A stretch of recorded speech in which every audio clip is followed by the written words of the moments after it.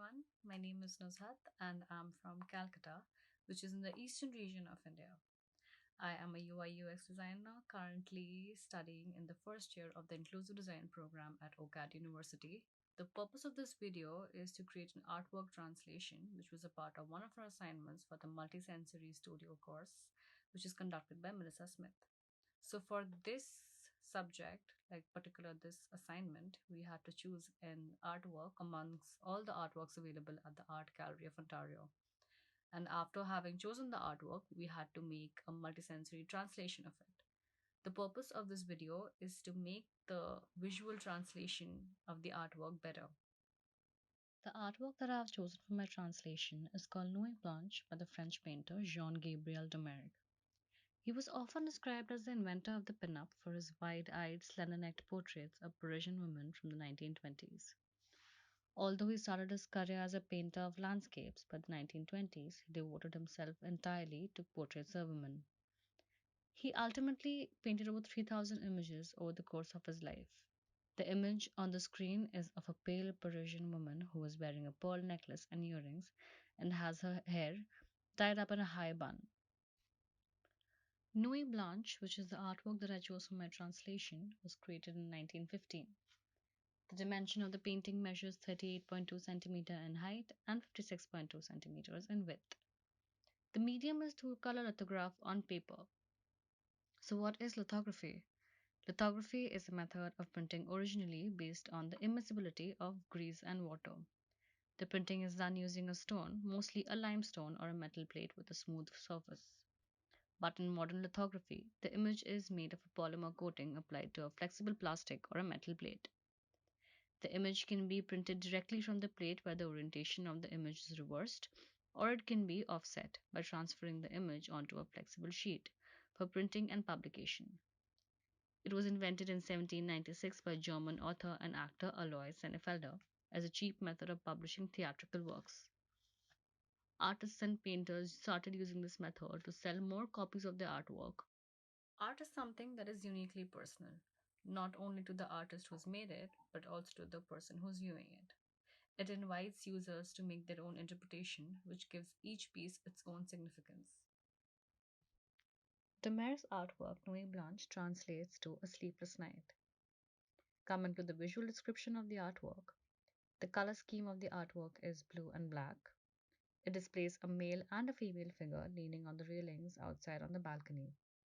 Both of them are shown to be looking up into the starry night sky in awe of the ray of light that seems to cover up the top right part of the artwork. The man is seen wearing a nightshirt and the woman is wearing a knee-length dress, with a scarf wrapped around her upper body. The mood or atmosphere of the painting can be described as calm, peaceful, tranquil, and wonderstruck. Another different thing about this artwork is that it's nothing close to the original colorful style of paintings of the artist. It is said that a subject can speak to you on an emotional level. It invokes sentimentality, particularly when an object, place, or theme is involved. And the subjects of the artwork showed two people standing and looking up at the sky. There's an irrational mystery amidst the painting, as if it can depict a lot of emotions at the same time. The big idea regarding my artwork translation revolves around creating an immersive and multisensory experience for the visitors by having to create an environment that is very similar to that of the artwork. The starry night sky and other elements as well will create an environment that would let visitors have an embodied experience. One of the concepts that we've been learning about is universal design. The idea that products and experiences should be constructed to be usable by a wide range of people, regardless of the disability, age, or background.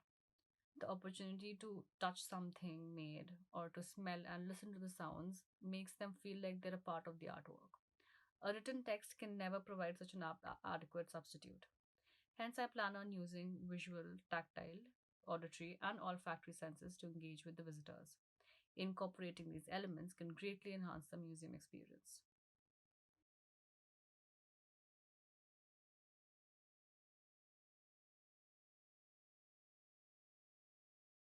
The well known saying, seeing is believing, is a shortened version of the Old English phrase, seeing is believing, but feeling is the truth.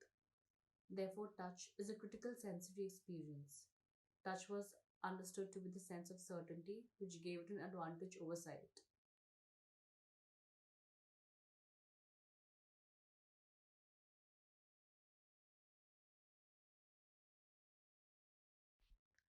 The dimension of my prototype is 32 centimeter in height and 56 centimeter in width, very similar to the original proportions of the artwork that is currently present in the Art Gallery of Ontario.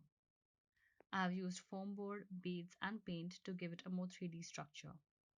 The walls of the inside of the prototype is painted blue, and it has beads in the shape of stars and galaxies so that partially and low vision patrons can have a tactile experience of the artwork.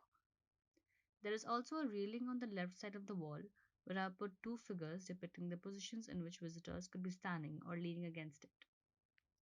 There is a starry light that is being reflected all over the room, which is done using a starry night lamp. Because the artwork was created in Paris during the 1900s, I did some research regarding the kind of sounds one could hear during the day and night. Sounds of horse carriages, people murmuring in French, and jazz being played in the background are some of the most common results that I could find. Using these audios for my prototype would make visitors interact and react to the exhibition furthermore. I'm going to be playing a video of my prototype right now for the purpose of a better visual understanding.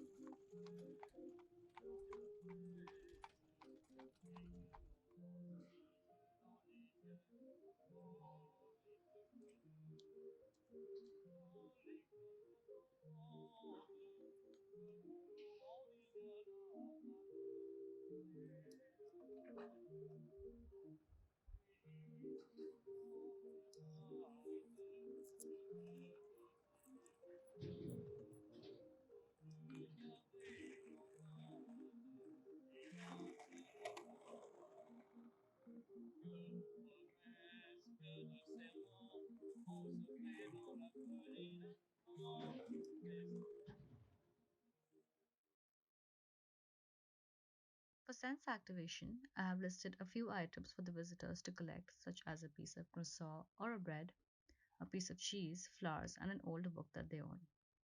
The reason I decided on choosing these elements is because almost every lane in Paris has their own bakery, flower shops, and bookstores. Using these elements would help visitors to somewhat feel like they are in Paris while being a part of the exhibition. Since smell and taste can be quite powerful in triggering memories, using it appropriately can add to the visitor's experience of attention to the content. A multisensory approach is one that integrates sensory activities. This assignment helped me in understanding the different modalities of touch, hearing, smelling, visualizing, and taste, which helped me in creating a much more inclusive format by incorporating these elements in my design. While attention has been paid to accessibility for the physically impaired since passage of the Americans with Disabilities Act, making buildings accessible is only the first small step in elevating museums to be centers of learning and culture for all members of their communities. I really hope that my artwork translation did some justice to the original artwork that is done by the painter. If you have any queries, any feedback, or questions regarding my prototype, my email ID is provided in the bio section, so you can contact me anytime you want. And that's all. Thank you so much for watching.